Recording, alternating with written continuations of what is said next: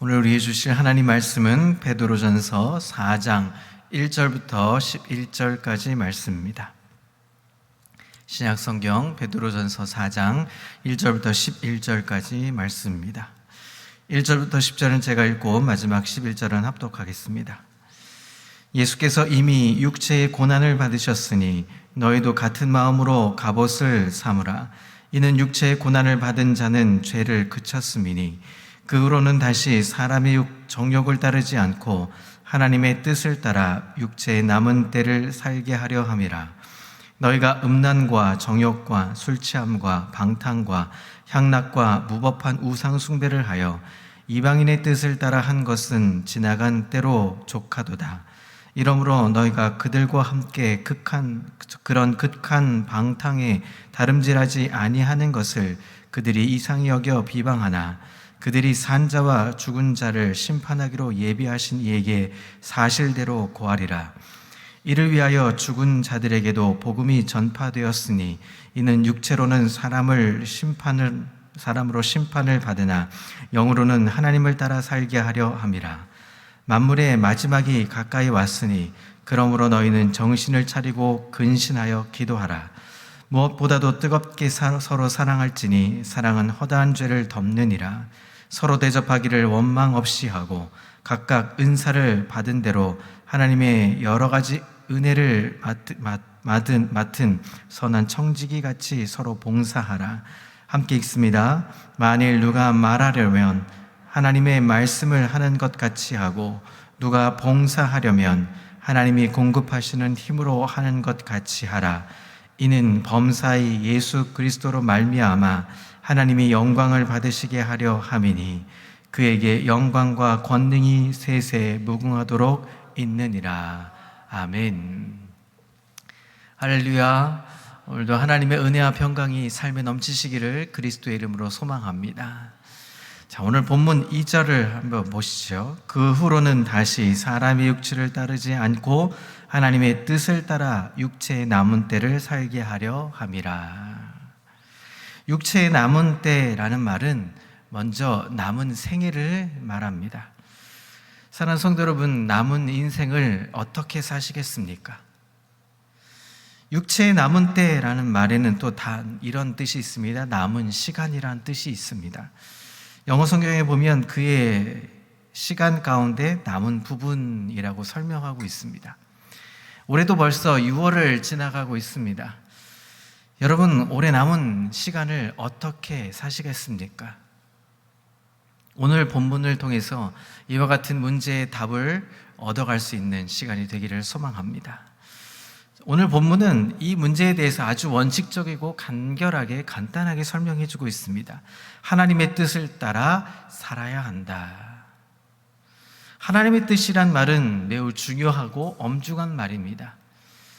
그런데 간단하지 않은 말에 문제가 있는 것이죠. 먼저 우리는 어떤 것이 하나님의 뜻인지 알지 못해 답답할 때가 많습니다. 이렇게 하는 것이 하나님의 뜻인 줄 알고 이렇게 했는데 그것이 아니라는 거죠. 나중에 보니까 그것이 하나님의 뜻이 아니다라고 생각할 때가 있습니다. 구체적인 일들을 만날 때 이럴 때는 어떻게 하는 것이 하나님의 뜻입니까? 매번 물어야 하는 것이죠.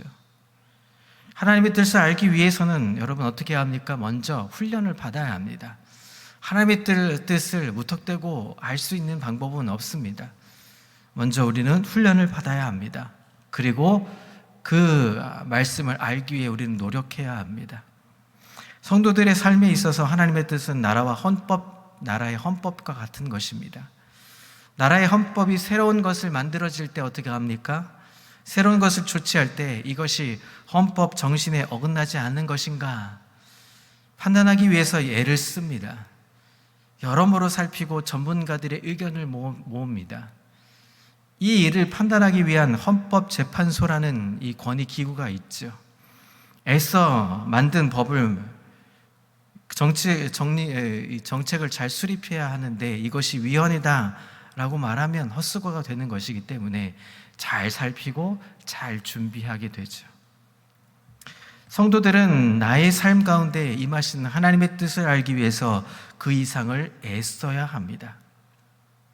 힘써 일했는데 하나님의 뜻이 아니다, 이렇게 말씀하시면 여러분 헛수가 되지 않겠습니까?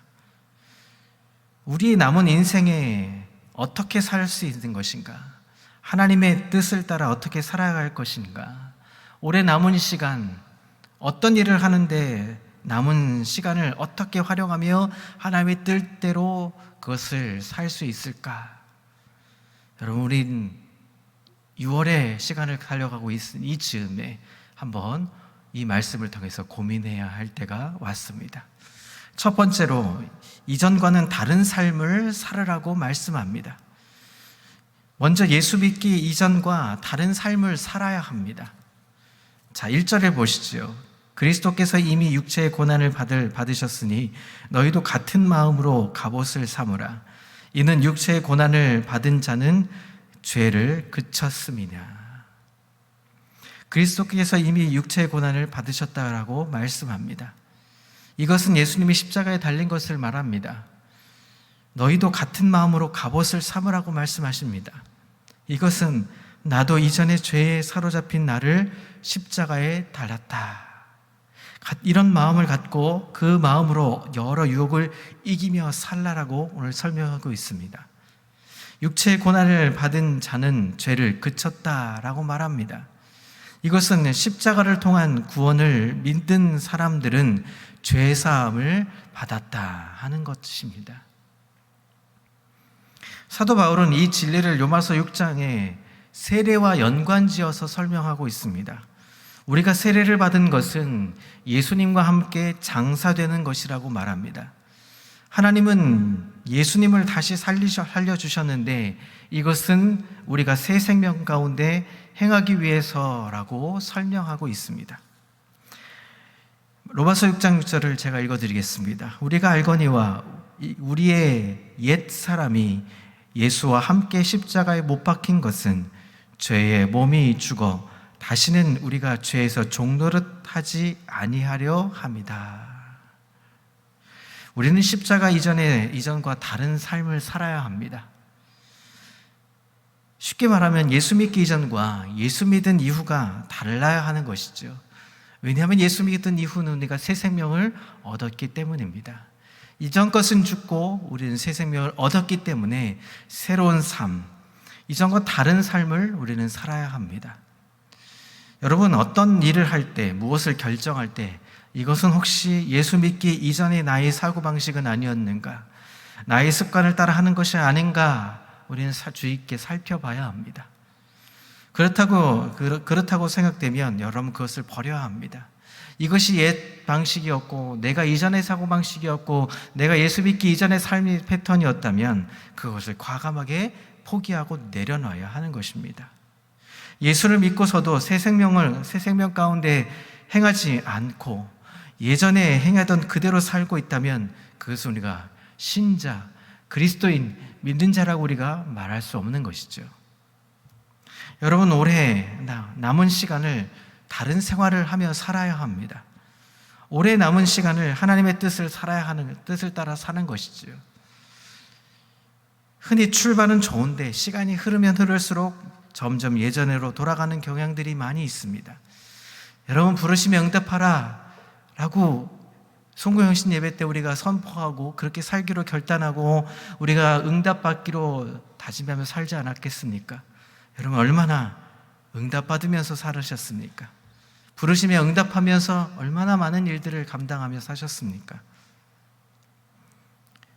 출발은 좋았는데 시간이 점점 흐를수록 다시 옛것으로 돌아가고 계십니까? 그렇다면 다시 점검할 때가 왔다 하는 것입니다.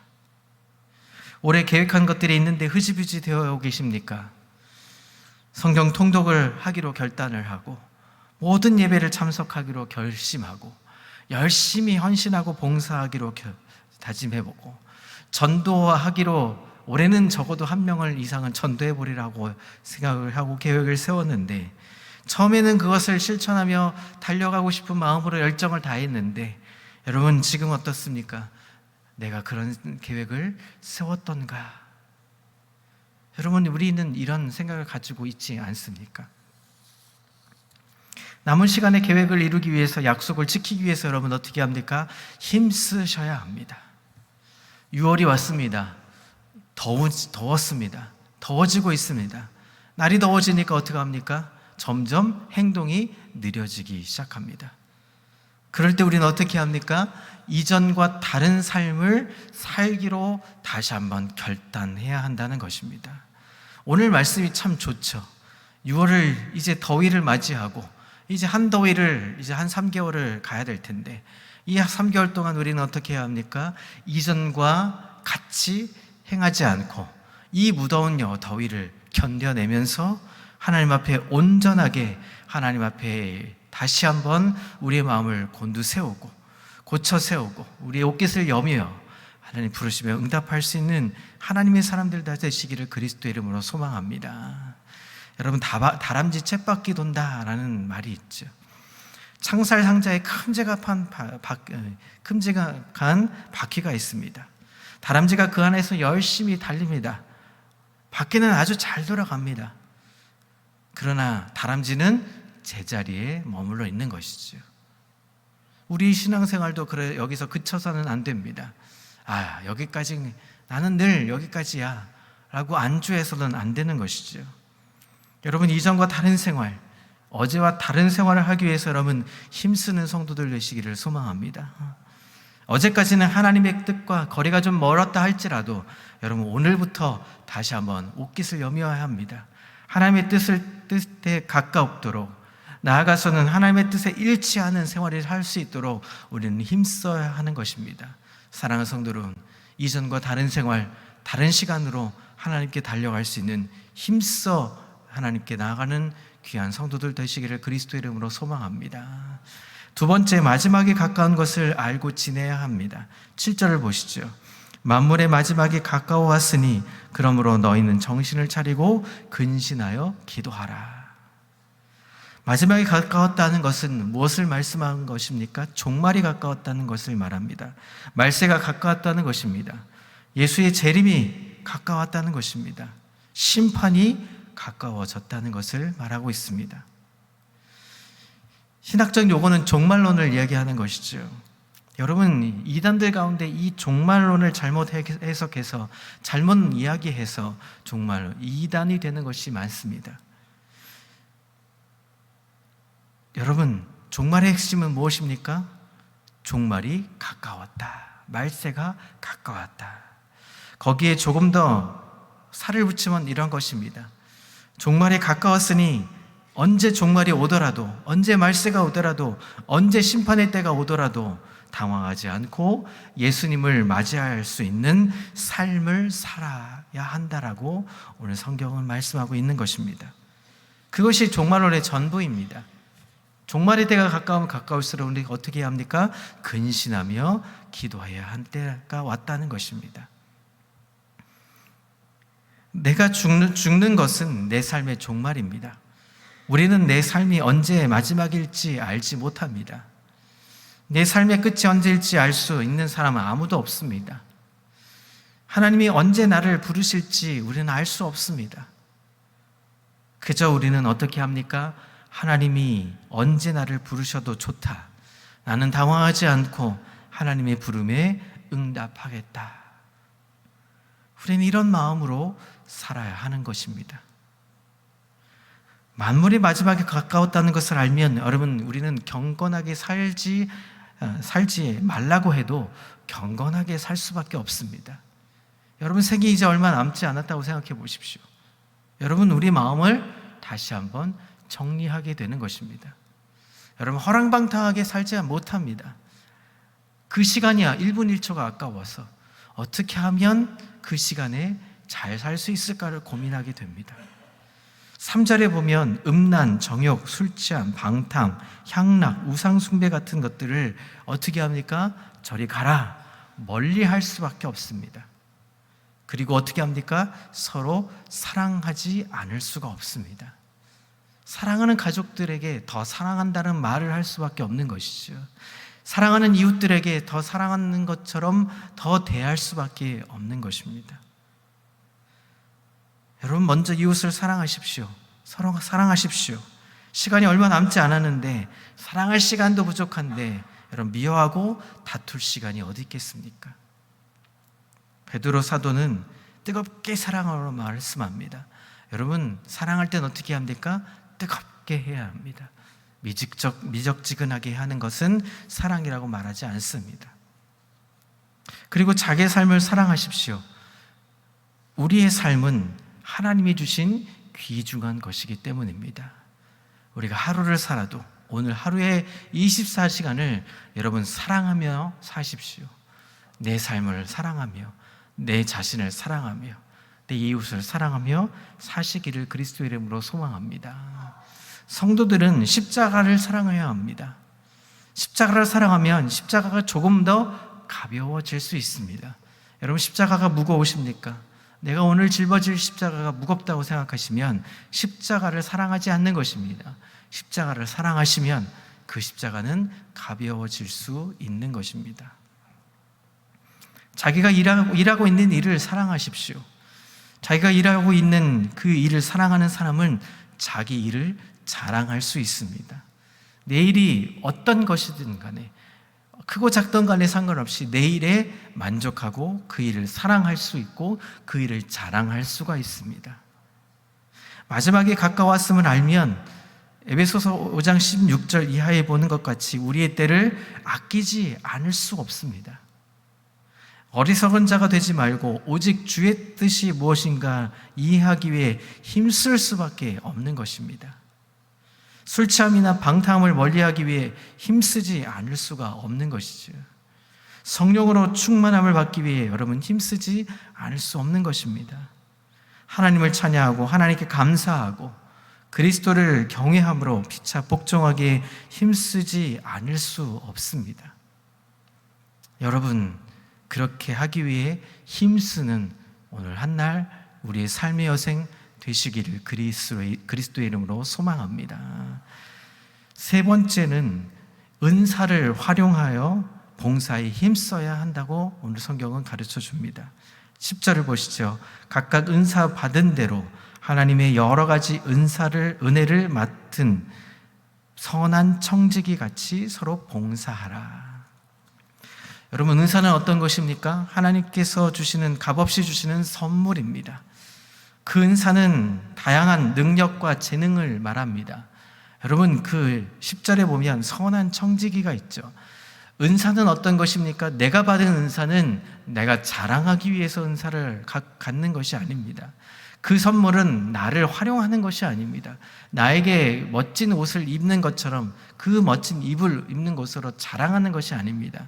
그것은 다른 사람들에게 그 은혜를 베풀도록 선물을 주신 것입니다. 하나님이 나에게 주신 그 은사를 발견하고 그 은사에 감사하고 하나님을 위해서, 서로의 유익을 위해서 봉사하는 데 사용하는 사람, 그것이 선한 청지기라는 것입니다. 여러분, 은사의 청지기로서 여러분 남은 삶을, 남은 시간을, 남은 생애를 그렇게 선한 청지기로 사시기를 그리스도의 이름으로 소망합니다. 여러분, 11절을 보시죠. 누가 만일 말하려면 하나님의 말씀을 하는 것 같이 하고 누가 봉사하려면 하나님이 공급하신 힘으로 하라라고 말씀합니다.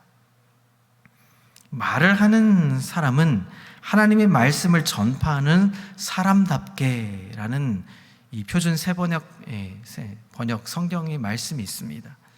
여러분, 어떻게 합니까? 우리는 사람의 말을 해서는 안 됩니다. 우리가 말씀을 듣고 배우게 되면 말씀에 입각해서 말씀해야 하는 것입니다. 우리가 일상생활에도 원칙이 세워지는 것입니다. 하나님 말씀을 들으셨습니까? 오늘의 말씀을 들으셨습니까? 그럼 말씀대로 살고 말씀대로 이야기하고 말씀대로 말을 해야 하는 것입니다. 오늘 본문은 마지막에 가까워 오고 있으니까 시간이 얼마 남지 않았다고 말씀하는 것이죠. 하나님의 말씀만을 전하기 위해서 여러분 힘써야 하는 것입니다. 종말의 때가 가까웠으니 어떻게 합니까? 힘써 전해야 하는 것입니다. 사랑하는 성도 여러분, 누가 봉사하려면 하나님이 공급하신 힘으로 하는 것입니다. 내 힘이 아니라 하나님이 힘으로 하는 것입니다. 그리고 마지막 11절에 뭐라고 말합니까? 범사이 예수 그리스도로 말미암아 하나님이 영광을 받으시게 하려 함이니 그에게 영광과 권능이 세세 무궁토록 있을지어다. 그렇게 하나님은 우리에게 말씀하십니다. 오늘 한 날 기뻐하며 감사하며 근신하여 기도하며 남은 생에 부르심에 응답하기로 다시 한번 옷깃을 여미며 다짐하는 날, 아름다운 날 되시기를 그리스도의 이름으로 소망합니다. 기도하겠습니다. 하나님 아버지 감사합니다. 오늘 우리에게 주신 말씀, 종말이 가까웠으니 하나님 힘써 하나님을 뜻을 따라 살며 힘써 세상을 향하여서 하나님의 말씀을 전하고 힘써서 선한 청지 같은 삶으로 살라 하고 우리에게 말씀하십니다. 오늘 한 날 그 귀한 말씀 가지고 인생의 선한 청지기로 살기로 결단하며 다짐하는 다시 한번 옷깃을 여밀 수 있는 시간 되게 인도해 주시옵소서. 하나님 오늘 늦었다 생각하는 것이 아니라 이때다라고 생각해서 다시 한번 도전하는 삶의 여정이 되게 주님 역사하여 주시옵소서. 오늘 날 그렇게 감사하며 살기로 다짐하니 주님 역사하시고 함께 해주시고 인도하여 주시옵소서. 감사 영광 올려드리며 예수 그리스도의 이름으로 기도합니다. 아멘.